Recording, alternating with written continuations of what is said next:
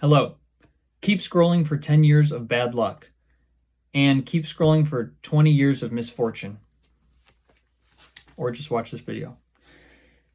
I wrote down a few things today because I was feeling like it. And had a lot on my mind. Been thinking a lot about spiritual, religious stuff. When I feel like inspired in some way, I thought, oh, maybe I'll just put something on my story. I'll just post something. But I think that wouldn't do much. So what I really wanted to do is just say stuff to whoever, I guess, follows me, whoever's watching. Just to, I don't know, challenge people that are watching, ask some basic questions. I'll start by saying that I am on my own journey of trying to figure all this stuff out. This video is kind of about trying to figure out if there's a higher power, what that looks like. I'm still on my own journey trying to figure this stuff out. It's confusing. I question myself. I doubt myself all the time, even though I have some pretty firm beliefs. I know I'm very uncomfortable making this video. I think I would have made this video earlier, maybe in high school, but I was much more worried about being cringe. And, well, I'm already cringe. Everyone is cringe. We're all adults. So I thought I have nothing to lose.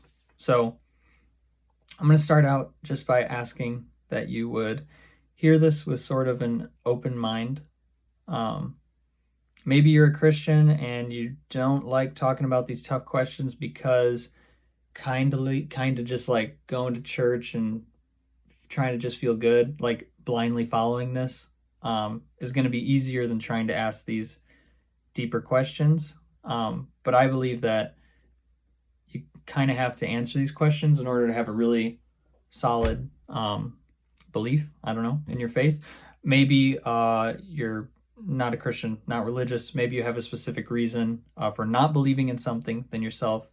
Pretty much what I'm just going to ask is try and disassociate Christianity from anything from the world today, from conservatives, from Trump, from anything like that.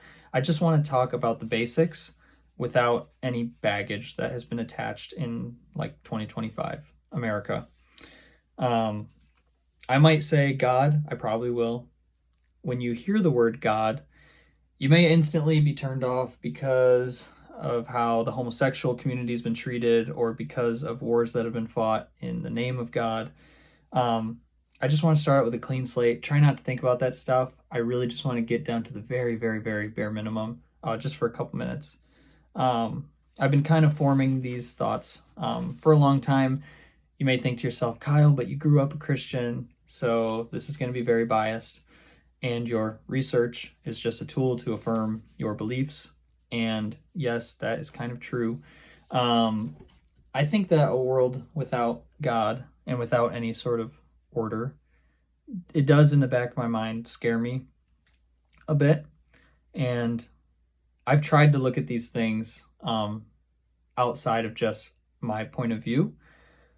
So anyway, I'll give some of my thoughts, what I've been thinking about, and then I'll ask a couple questions for anyone who didn't keep scrolling.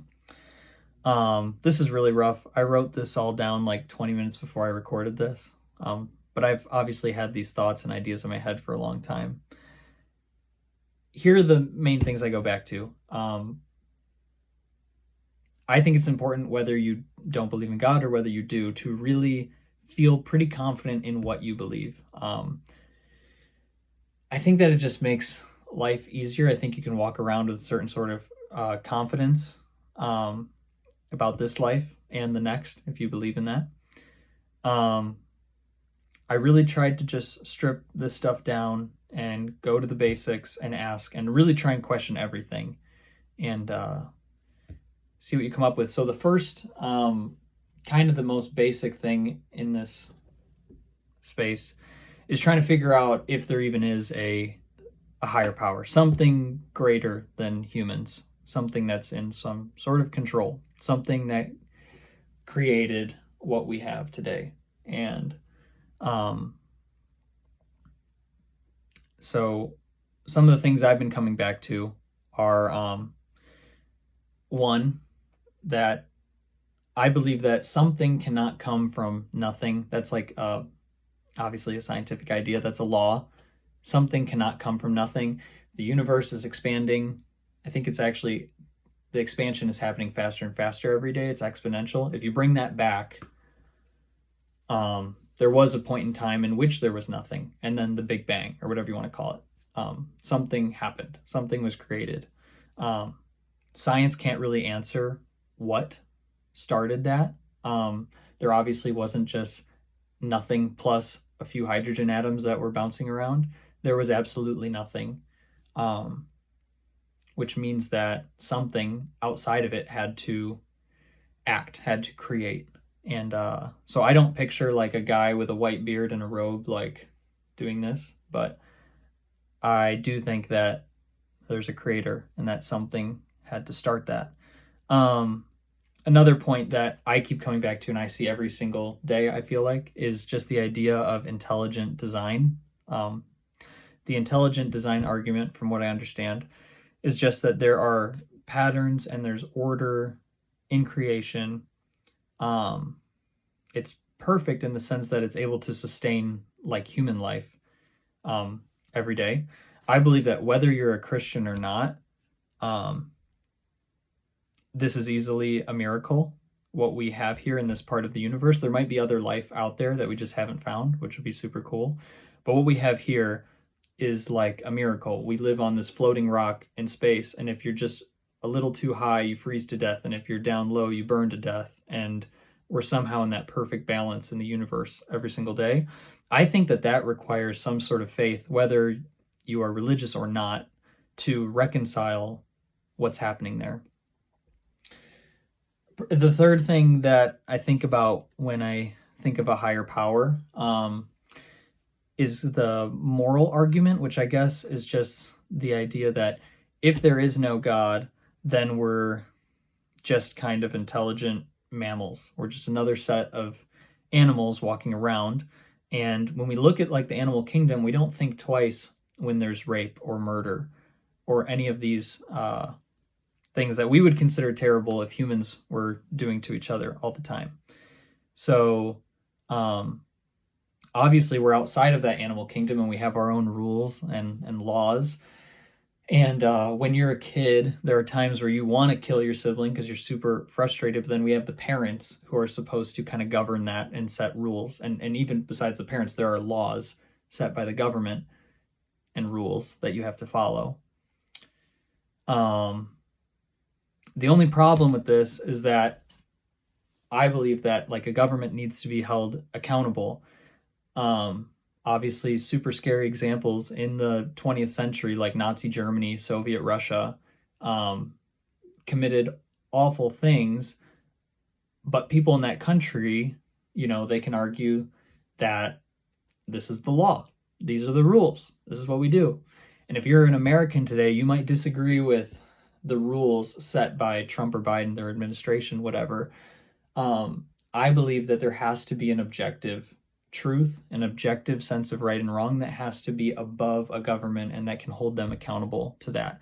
I think that it's not super easy to discover and it's a challenge, but I think it's out there. And I think that there's a moral sense of right and wrong inside each and every one of us as humans. I think that we are not told what's right and wrong, although we need to be reminded and we need to learn. But I think that there's this innate sense in all of us that just knows and feels what's right and wrong. Which leads me to another point I've been thinking a lot about, which is being made in the image of God. This is not really a proof for why I think God exists, although I guess it kind of does work as that. But I don't know. I'm super curious to hear what you think. If you're not a Christian especially, what you think makes humans different from other animals. This is a huge question that I think everyone kind of wrestles with. We are just different. It's obvious. I think if whether you're Christian or not, you ask somebody, are we different than other animals? It's hard to give the exact specification on why and how, but it is obvious that there's something special and unique about us that's different. I think that people have tried to say, like, it's because we have such a complex written language, verbal language. No other animals that we know of can communicate in this sort of way. Or it's that we're able to create like complex political structures, all this stuff. Maybe this is kind of a vague way to say it, but how I've kind of defined it is that we as humans have a hyper ability to create and destroy on a daily basis. I believe that God is the ultimate creator and that he created us to be able to, I guess as Jesus says, like give life, to be able to create and destroy.